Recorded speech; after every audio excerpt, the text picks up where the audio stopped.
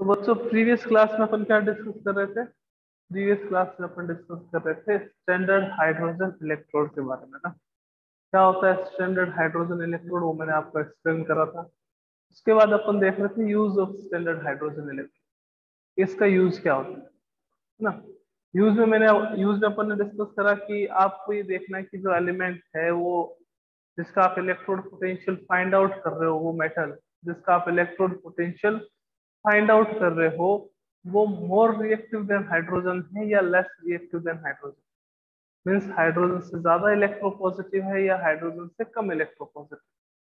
सब metals like sodium, lithium, potassium, calcium, magnesium, zinc, tin आ जाता है, लेड आ जाता है, आयरन आ जाता है, ये सारी की सारी क्या होती है, ज्यादा इलेक्ट्रोपॉजिटिव होती है। किससे? हाइड्रोजन।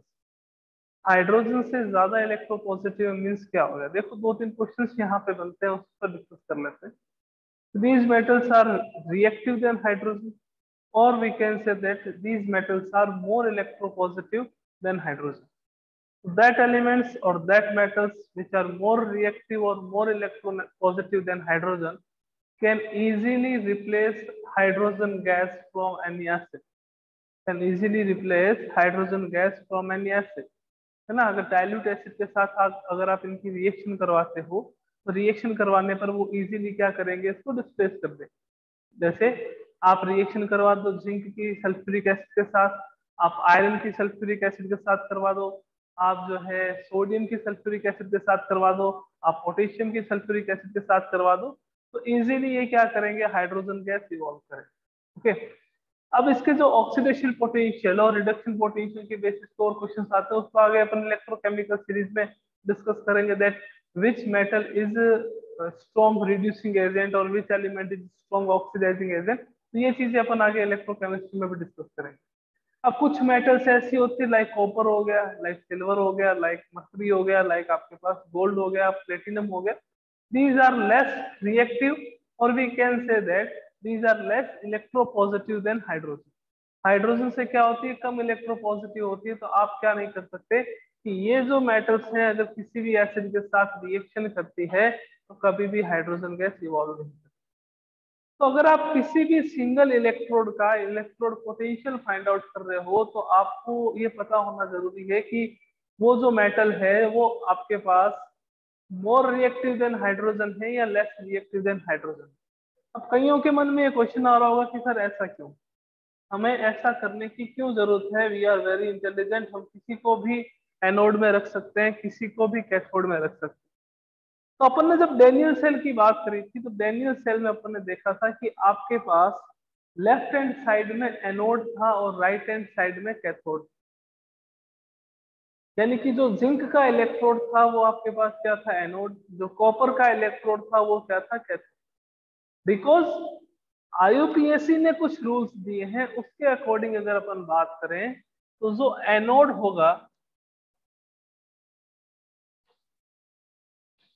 एनोड पे हमेशा क्या होगा, मोर electro positive element, more electro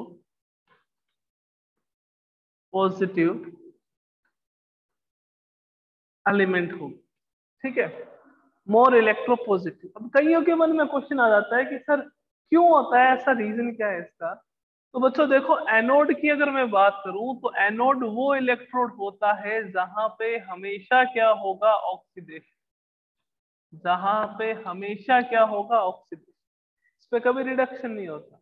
that electrode at which oxidation is occur known as anode. ठीक है ना। इलेक्ट्रोपॉजिटिव एलिमेंट ज्यादा होगा। स्ट्रॉन्ग इलेक्ट्रोपॉजिटिव एलिमेंट का मीनिंग क्या हो गया कि वो क्या होगा, स्ट्रॉन्ग रिड्यूसिंग एजेंट होगा। Strong reducing agent. Reducing agent क्या होते हैं, ये आप सबको पता है कि रिड्यूसिंग एजेंट क्या करते हैं, दूसरे एलिमेंट को रिड्यूस करते हैं और खुद क्या हो जाते हैं, ऑक्सीडाइज। रिड्यूसिंग एजेंट क्या होते हैं, reduce other element,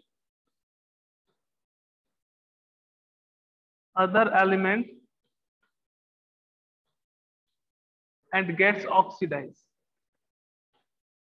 gate oxidise. खुद का उनका क्या हो जाता है, ऑक्सीडेशन हो जाता है। तो ऑक्सीडेशन कहाँ हो रहा है, ऑक्सीडेशन हमेशा एनोड पे होगा। तो एनोड पे हमेशा आप क्या करोगे, मोर इलेक्ट्रोपॉजिटिव एलिमेंट को लो। और अगर मैं कैथोड की बात करूं कि कैथोड पे कौन सा इलेक्ट्रोड आएगा, तो कैथोड की अगर अपन बात करें तो कैथोड पे आपके पास आता है less electropositive element, less electro positive element. मतलब इसके रेस्पेक्ट में वो रिड्यूसिंग एजेंट कम होगा और क्या होगा आपके पास, ऑक्सीडाइजिंग एजेंट। क्या होगा बच्चों, वो ऑक्सीडाइजिंग एजेंट होगा। अब क्या होते हैं ऑक्सीडाइजिंग एजेंट, ये भी अपने को पता है कि that substance which oxidise other element को क्या करते हैं, ऑक्सीडाइज करते हैं एंड गेट्स रिड्यूस। तो ये हमेशा कहाँ पे होगा, कैथोड पे के सर ऐसा क्यों, तो मैंने कहा बच्चा कैथोड पे हमेशा क्या होता है, रिडक्शन। ये बेसिक बातें अपने को पता होनी।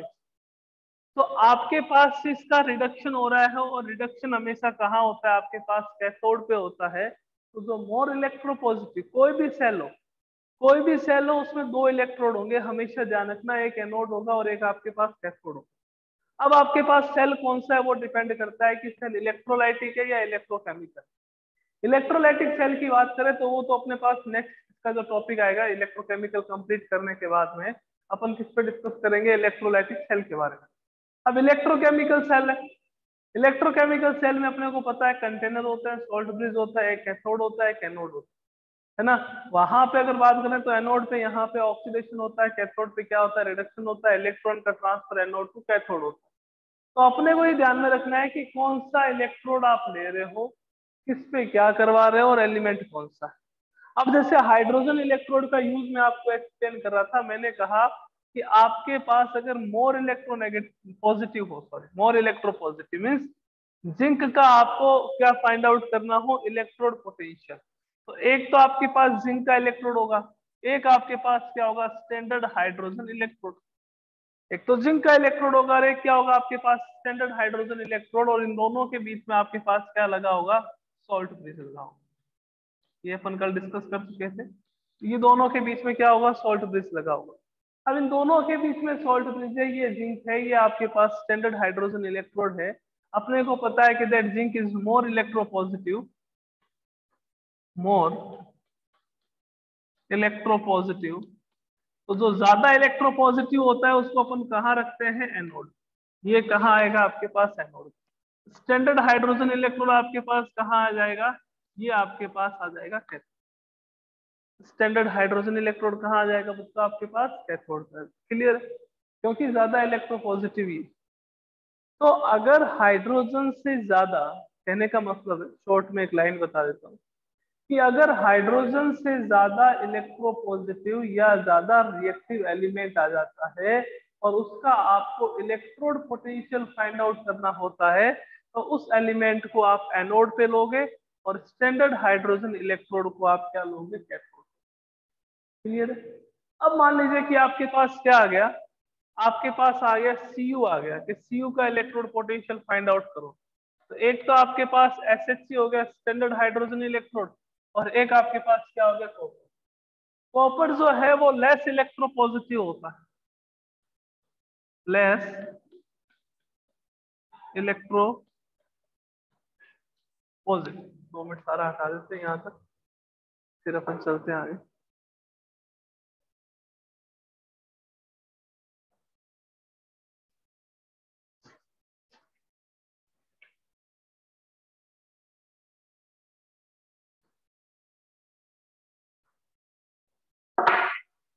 कॉपर आ जाता है तो अपन क्या करेंगे उस समय, स्टैंडर्ड हाइड्रोजन इलेक्ट्रोड को लेफ्ट हैंड साइड में रखेंगे और कॉपर को क्या रखेंगे, राइट हैंड साइड।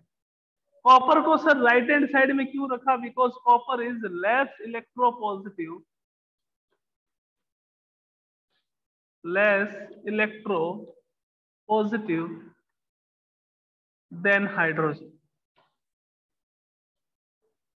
हाइड्रोजन से क्या होता है, लेस इलेक्ट्रोपॉजिटिव होता है कॉपर। तो एनोड पे अब क्या आ जाएगा आपके पास, स्टैंडर्ड हाइड्रोजन इलेक्ट्रोड। कॉपर पे अब कहाँ आएगा आपके पास, कैथोड का है। कॉपर कहाँ आ जाएगा, कैथोड पे, ये आपके पास एनोड पे, और यहाँ पे बीच में आपके पास क्या आ जाएगा, सॉल्ट ब्रिज। यहाँ बीच में क्या आ जाएगा अपने पास, सॉल्ट ब्रिज आ जाएगा। यूज सॉल्ट ब्रिज का आपको पता है ना, क्या काम करता है, सर्किट को कंप्लीट करता है, एलएलजेपी यानी कि लिक्विड लिक्विड जंक्शन पोटेंशियल को डिक्रीज करता है, और उसके अलावा अगर अपन बात करें तो इलेक्ट्रिकल न्यूट्रलिटी प्रोवाइड करवाता है। कैसे करवाता है ये भी मैंने आपको एक्सप्लेन करा था कि अगर ऑक्सीडेशन होगा चाहे रिडक्शन होगा तो एक में तो कैटायन की कंसंट्रेशन ज्यादा हो जाएगी, एक में नंबर ऑफ एनायन ज्यादा हो जाएंगे, जिसके कारण से इलेक्ट्रॉन के फ्लो में प्रॉब्लम आ जाएगी। तो उसको कम करता है, कौन कम करता है, सॉल्ट ब्रिज कम करता है। तो ये कब कंडीशन होगी, जब आपके पास वो मेटल आ जाए जो हाइड्रोजन से ज्यादा इलेक्ट्रोपॉजिटिव हो। ये कंडीशन कब होगी, जो हाइड्रोजन से कम इलेक्ट्रोपॉजिटिव हो। तो इस समय स्टैंडर्ड हाइड्रोजन इलेक्ट्रोड एनोड पे लेंगे, इस समय अपन क्या करेंगे, कैथोड पे लेंगे। तो यहाँ क्या आ जाएगा आपके पास, that E naught cell is equals to E naught Cu minus E naught SH, है ना। E naught कैथोड ले लीजिए, चाहे भले ओनली इस पे एनोड ले लीजिए। एनोड का E naught कितना हो जाएगा, 0। तो जो सेल का EMF आएगा वो आपके पास किसका आ जाएगा, कैथोड का इलेक्ट्रोड पोटेंशियल। और कैथोड पे आपके पास क्या है, कॉपर। इसका किस में आता है, प्लस में, इसका किस में आता है, माइनस। ठीक है ना। बाकी जो प्लस माइनस साइन का यूज कहाँ होता है, अपन इलेक्ट्रोकेमिकल सीरीज में दोबारा। यहाँ तक समझ आ गया तो एक बार जल्दी से हैंड रेज कर दीजिए, फिर अपन चलते हैं आगे। नेक्स्ट क्लियर है तो जल्दी से हैंड रेज कर दो, फिर अपन चलते हैं।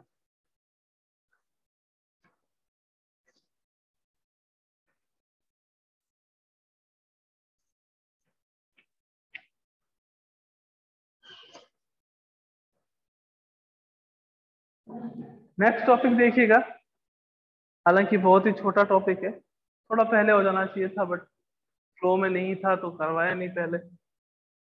रिप्रेजेंटेशन ऑफ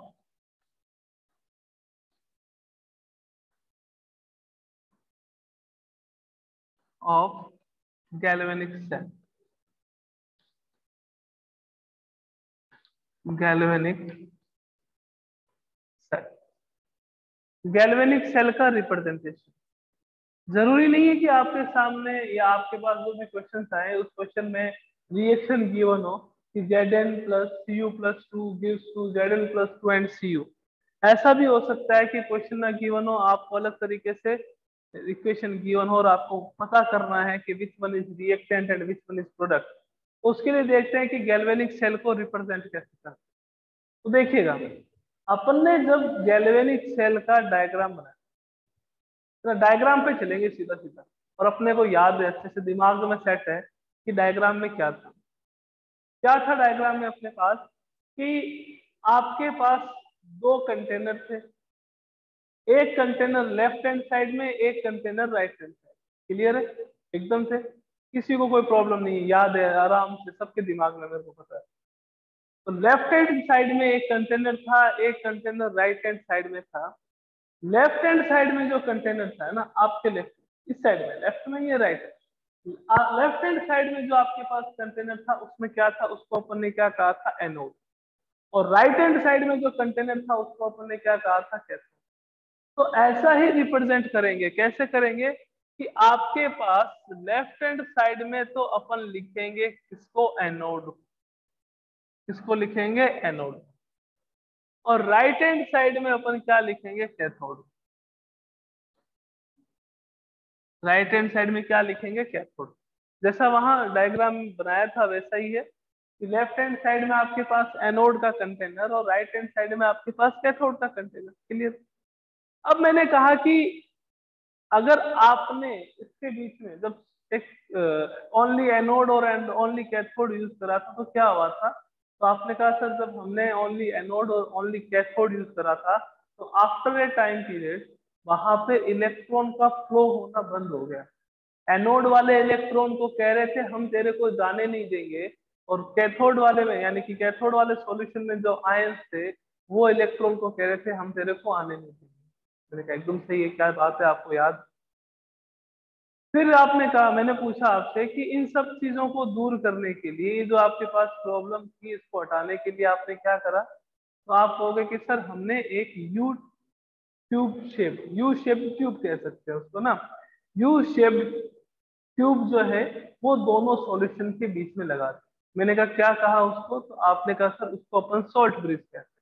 तो यहाँ पे सॉल्ट ब्रिज को कैसे लगाएंगे, ये दो पैरेलल लाइन है, इसको अपन क्या करेंगे, सॉल्ट ब्रिज।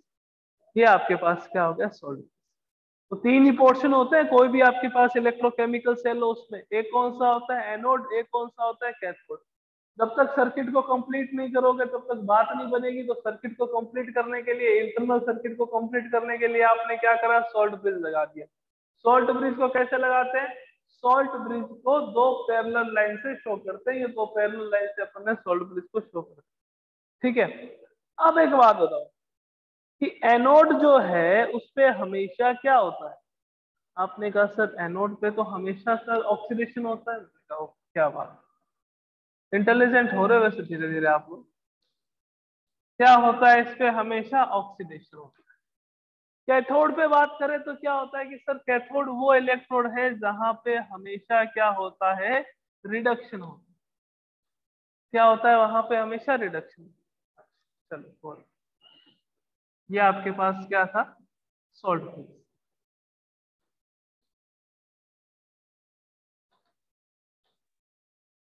ये आपके पास सॉल्ट ब्रिज, ओके। मैंने कहा ऑक्सीडेशन होता है तो क्या होता है कि सर जब कभी भी ऑक्सीडेशन हो, तो अगर इसको रिएक्शन में रिप्रेजेंट करना हो तो हम इसको ऐसे करते हैं कि मेटल से मेटल आयन बनता है, मेटल से मेटल आयन। ऑक्सीडेशन में तो यही होता है। और रिडक्शन में क्या होता है कि सर रिडक्शन में हमेशा मेटल आयन से किसका फॉर्मेशन होता है, मेटल। तो आपको एनोड वाली साइड में ऑक्सीडेशन रिएक्शन लिखनी है और कैथोड वाले साइड में रिडक्शन रिएक्शन लिखनी है। तो आपने ऐसा लिखा, एम से क्या बना, एम प्लस, इसके बीच में एक सिंगल लाइन। एम से क्या बना, एम प्लस, इसके बीच में एक सिंगल लाइन, ओके। यहाँ अपना सॉल्ट ब्रिज था ही। यहाँ क्या हुआ कि सर यहाँ पर एम प्लस से किसका फॉर्मेशन हुआ, एम। ये आपके पास रिप्रेजेंटेशन ऑफ गैल्वेनिक सेल। यहाँ पे थोड़ी सी बातें और ऐड करेंगे। देखो, आपको शायद पिछले साल आपने इक्विलिब्रियम बहुत अच्छे से करा था, मेरे को पता है बहुत अच्छे से, मतलब सारे कंसेप्ट ऑल क्लियर थे आपके इक्विलिब्रियम पे। उस समय मैंने आपको एक बात बताई थी, अगर याद हो, नहीं तो अभी ऐड कर देता हूँ, कि सॉलिड स्टेट में किसी भी मेटल की कंसेंट्रेशन हमेशा अपन क्या कंसीडर करते हैं, वन। सॉलिड स्टेट में कितना करते हैं, वन। मेटल आपके पास कौन सी स्टेट में है, ये सॉलिड स्टेट में, तो इसकी कंसेंट्रेशन कितनी होगी, वन। यहाँ पे मेटल आयन है, मेटल आयन मतलब मेटल का सॉल्यूशन है, कॉपर सल्फेट का सॉल्यूशन, जिंक सल्फेट का सॉल्यूशन। उसकी कंसेंट्रेशन में वेरिएशन भी तो हो सकता है कि 1 m का ले लिया, 0.1 m का ले लिया, 0.01 m का ले लिया, 0.001 m का ले लिया, तो उसकी कंसेंट्रेशन तो वेरी कर सकती है। तो मेटल आयन की कंसेंट्रेशन यहाँ पे लिखेंगे अपन C1 और यहाँ पे लिखेंगे अपन C। ये आपके पास गैल्वेनिक सेल होगा। ये एनोड वाली रिएक्शन है बच्चों, और ये किसकी रिएक्शन है, कैथोड वाली रिएक्शन है। और ये बीच में आपके पास क्या है, सॉल्ट। तो सर गैल्वेनिक सेल वाले को रिप्रेजेंट करके बताओ, आइए देखें गैल्वेनिक सेल की रिएक्शन क्या थी। Zn था, Cu+2 था। मैंने कहा इसकी कंसेंट्रेशन 0.1 m कंसिडर कर लेते, ठीक है। उससे क्या मिला आपको, उससे आपको मिला Cu प्लस Zn+2, इसकी कंसेंट्रेशन जो है वो भी अपन 0.1 कंसिडर कर लेते हैं। Zn+Cu+2, Cu+Zn+2। मैंने कहा अब इसको इस फॉर्म में रिप्रेजेंट करो। तो देखो Zn का क्या हो रहा है, Zn का हो रहा है ऑक्सीडेशन। Zn का क्या हो रहा है, ऑक्सीडेशन। Cu का क्या हो रहा है, यहाँ पे Cu+2 का इसका हो रहा है रिडक्शन। तो एनोड में कौन आएगा आपके पास, Zn। तो अपन लिखेंगे Zn से Zn+2, इसकी कंसेंट्रेशन 0.1, सॉल्ट ब्रिज लगाएंगे Cu+2 इसकी कंसंट्रेशन 0.1 और यहाँ पे क्या आएगा आपके पास, ये आ गया आपके पास रिप्रेजेंटेशन। तो सर वैसे दे रखा और ऐसे करना हो तो अब तो आप कर सकते हो, बहुत इजी काम है कि अगर आपको इस फॉर्म में रिएक्शन दे रखी हो और उसको कन्वर्ट करना हो ऐसे, फिर न्यूमेरिकल्स में काम आएंगे बहुत सारे। पीछे जो एनसीईआरटी के न्यूमेरिकल्स हैं वो इसी तरीके से दे रखे हैं कि जैसे आपके पास आ गया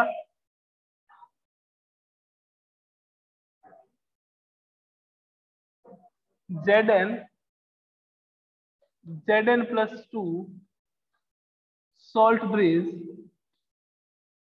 Ag प्लस, और ये आपके पास Ag, ठीक है ना। Ag प्लस से किसका फॉर्मेशन हुआ, Ag। देखो एक बात, सॉल्ट ब्रिज से इधर वाली बात कर लेते हैं, सॉल्ट ब्रिज से उधर वाली बात कर लेते हैं। ये जो पहले आ रहा है ये हमेशा क्या होगा, रिएक्टेंट। ये क्या होगा आपके पास, रिएक्टेंट। और जो बाद में आ रहा है वो आपके पास प्रोडक्ट। ये एक हाफ रिएक्शन हो गई, इसको कौन सी रिएक्शन कहते हैं, oxidation half reaction. Ag plus की बात करें, इन दोनों में की बात कर रहे हैं अपन, है ना, इन दोनों की बात कर चुके हैं, अब इन दोनों की बात कर रहे हैं। Ag प्लस आपके पास पहले आ रहा है तो ये भी क्या होगा, रिएक्टेंट। और Ag बाद में आ रहा है तो ये आपके पास क्या हो जाएगा, प्रोडक्ट। तो Ag OG लो जी सुनो जी, तो देखिएगा आपके पास Zn आ गया प्लस आपके पास क्या आ गया, Ag प्लस आ गया। कंसंट्रेशन इसकी 0.1 m गिवन है, इससे आपको क्या मिला, Zn+2 मिला, और प्लस क्या मिल गया आपके पास, Ag मिला। इसकी भी कंसंट्रेशन कितनी है, 0.1। सर रिएक्शन में यहाँ पे इलेक्ट्रॉन 1 है, यहाँ पे इलेक्ट्रॉन 2 है, तो घबराओ मत बच्चों, बैलेंस कर दो उसको। ये क्या होगी, बैलेंस। समझ आ गया। तो ये हाफ रिएक्शन, कौन सी half reaction, oxidation half reaction. ये रिडक्शन हाफ रिएक्शन। जो पहले आता है वो रिएक्टेंट। ऑक्सीडेशन हाफ रिएक्शन में पहले जिंक आ रहा है तो ये रिएक्टेंट हो गया। Ag प्लस और Ag यानी कि रिडक्शन हाफ रिएक्शन में पहले Ag प्लस आ रहा है तो ये भी रिएक्टेंट होगा। ऑक्सीडेशन हाफ रिएक्शन में पहले सॉरी बाद में Zn+2 आ रहा है तो ये प्रोडक्ट हो गया। और रिडक्शन हाफ रिएक्शन में बाद में अगर Ag आ रहा है तो ये प्रोडक्ट हो गया। तो अपन को इस फॉर्म में क्वेश्चन में गिवन होगी और उसको इस फॉर्म में कन्वर्ट करके थोड़ा सा देखना पड़ेगा, कभी जरूरत हो जाए। तो सर क्वेश्चंस कैसे पूछेंगे, तो क्वेश्चंस कैसे पूछते हैं, आपको कह देते हैं कि इस सेल के लिए आप ईएमएफ कैलकुलेट करो। स्टैंडर्ड की बात नहीं कर रहा, ईएमएफ यानी कि अब आपके पास स्टैंडर्ड की बात नहीं कर रहा, आपको क्या कैलकुलेट करना है, ई। तो उस ई को कैलकुलेट करने के लिए भी अपने को ई नोट की वैल्यू आनी चाहिए। वो कैसे पता चली सर, वो अपना जो है वो नेक्स्ट टॉपिक। तो यहाँ तक अगर क्लियर है तो एक बार जल्दी से फिर हैंड रेज कर दीजिए ताकि फिर अपना नेक्स्ट टॉपिक ले लेते हैं।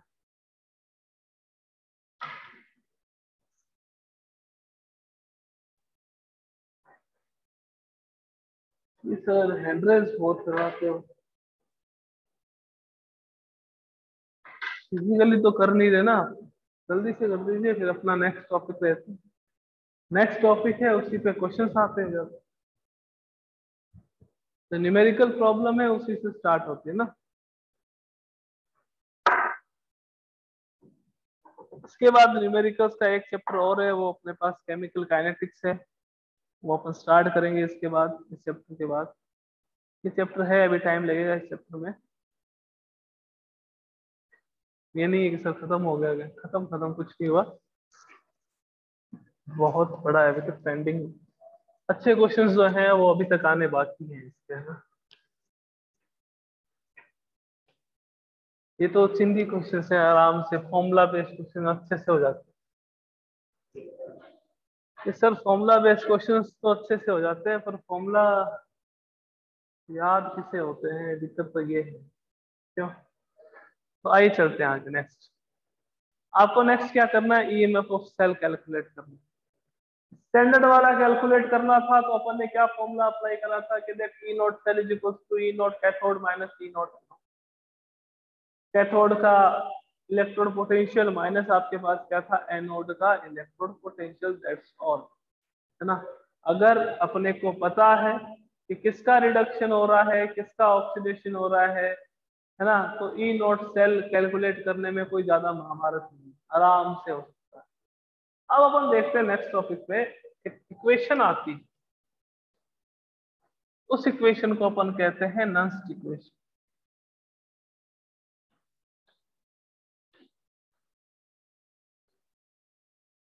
नंस्ट इक्वेशन किसके लिए है ये? For the determination of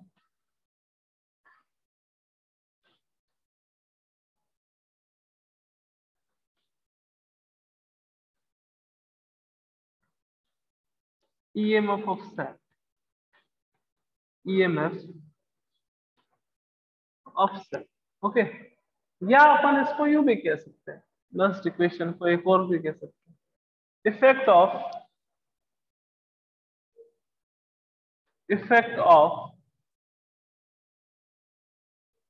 concentration of solution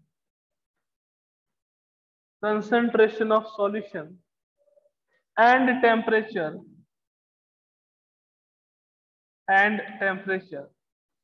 on EMF of cell। ऐसे भी कह सकते हैं नंस्ट इक्वेशन को, that effect of concentration of solution and temperature on EMF of cell. कि सर कैसे? बहुत ही छोटी सी, बहुत इजी डेरिवेशन है, देखते हैं कैसे करते हैं इसको। देखिएगा, आपके पास एक केमिकल इक्वेशन है, that A plus B gives to C plus B. This is the chemical reaction which is given, है ना। ये केमिकल इक्वेशन है, ये गिवन है। मैं अगर आपसे एक छोटी सी बात कहूं कि मेरे को बच्चों इसके लिए इक्विलिब्रियम कांस्टेंट बता दो, क्या इक्विलिब्रियम कांस्टेंट, तो आपने कहा सर क्या बात करते हो, हमें आपने 11th में इतने अच्छे से पढ़ा रखा है कि इक्विलिब्रियम कांस्टेंट का फॉर्मूला क्या होता है, concentration of product, concentration of product upon concentration of reactant. हमें अच्छे से याद, concentration of product upon concentration of reactant, ये इक्विलिब्रियम कांस्टेंट का फॉर्मूला होता है। मैंने कहा अप्लाई कर दो, K is equals to concentration of C की पावर C, आगे वाले small a small b small c small d, ये moles of reactant and product. तो कंसंट्रेशन ऑफ C की पावर C, देखो दिक्कत हो तो चेंज कर देते हैं इसको, कैसे क्या आपको देखो डाउट प्रॉब्लम नहीं होगी, यहाँ पे A B की जगह कुछ और यूज कर लेते हैं। आप कहोगे सर CC BD, ऐसा नहीं है कि आपको दिक्कत हो जाए। लो ये कर देते हैं M1 M2 N1 N2। Okay, अब तो कुछ एकदम, तो C की पावर आपके पास N1, D की पावर आपके पास N2 अपॉन A की पावर आपके पास M1 एंड B की पावर आपके पास M2। ये अपने पास आ गई इक्वेशन नंबर 1। ये कौन सी इक्वेशन आ गई अपने पास? अच्छे से समझना, बहुत इजी, इतनी इजी है कि अगर अच्छे से समझोगे तो अभी के अभी क्लियर है। कल सुबह अगर आपको मैं अगर पूछ लूंगा ना, तो आप 2 मिनट में लिख दोगे कि सर ये लो डेरिवेशन हो। अब देखो लास्ट ईयर की बात आ गई, एक रिलेशन है किसमें, गिब्स फ्री एनर्जी में और इक्विलिब्रियम कांस्टेंट। क्या है? Delta G is equals to, delta G use नहीं करते, जी यूज कर लेते हैं, वो सही है। G is equals to G naught plus R T natural log. ये अपने पास एक इक्वेशन है, किस रिलेशन है किसके बीच में, गिब्स फ्री एनर्जी और आपके पास इक्विलिब्रियम कांस्टेंट। ये क्या है आपके पास जी? Gibbs free energy. ये क्या है आपके पास? Standard gives free energy, delta G ले लेते हैं इसको, delta G, delta G change in gives free energy, change in standard gives free energy, are वो अपना वही है गैस कांस्टेंट, टी आपके पास टेम्परेचर और के आपके पास क्या है इक्विलिब्रियम कांस्टेंट। ओके, अब अपन ने डेल्टा जी जो है उसका एक फॉर्मूला होता है माइनस NF, और डेल्टा जी नॉट का एक फॉर्मूला आता है आपके पास माइनस NFE नॉट। एन क्या हो गया, नंबर ऑफ इलेक्ट्रॉन्स, क्या कि रिएक्टेंट ने कितने इलेक्ट्रॉन यानी कि रिड्यूसिंग एजेंट ने कितने इलेक्ट्रॉन दिए ऑक्सीडाइजिंग एजेंट, 2 इलेक्ट्रॉन दिए, 3 दिए, 5 दिए, 1 दिया, तो एन।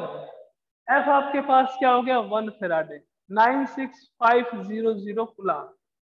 ई क्या है आपके पास, ये आपके पास है इलेक्ट्रोमोटिव फोर्स, ये स्टैंडर्ड सेल पोटेंशियल, ये standard cell potential. Value put करेंगे तो अपने पास क्या आएगा, देखो अपने पास आ जाएगा माइनस का NFE is equals to minus का NFE नॉट